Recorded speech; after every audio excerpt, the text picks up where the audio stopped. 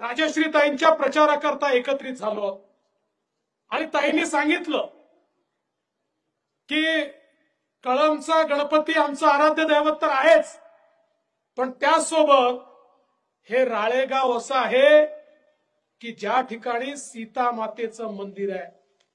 देशामध्ये सीता मातेचं एकच मंदिर आहे आणि ते राळेगाव मध्ये आहे. आणि राजश्रीताईंनी आता विडा उचलला, तिकडे मंदिर झालं, आता इकडच्याही मंदिराचा उद्धार झाला पाहिजे.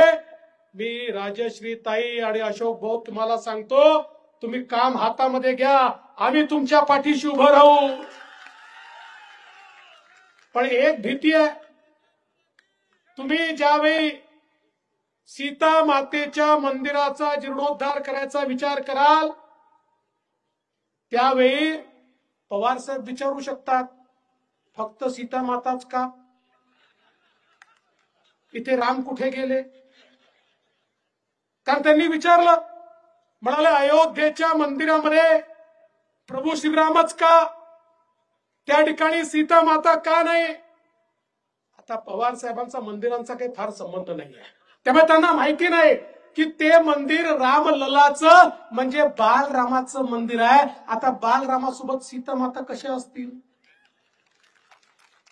म्हणजे एखाद्या फोटोग्राफरनी मला माझ्या लहानपणचा फोटो आणून दिला तर मी म्हणायचं, अरे माझी बायको नाराज होईल, ती माझ्यासोबत फोटोत का नाही? पण बंधू भगिनींनो, यांची नीती अशीच आहे. एकीकडे बघा, हे जे इंडिया आघाडीचे लोक आहेत, महाविकास आघाडीचे लोक आहेत, ते बारामतीमध्ये सुनेला बाहेरचं म्हणतात आणि यवतमाळमध्ये पोरीला बाहेरचं म्हणतात. तिकडे पवार साहेब म्हणाले सून म्हणजे बाहेरची, आणि इकडे उद्धव ठाकरे म्हणाले यवतमाळमध्ये पोरगी म्हणजे बाहेरची, पोरीला कसं या ठिकाणी दिलं?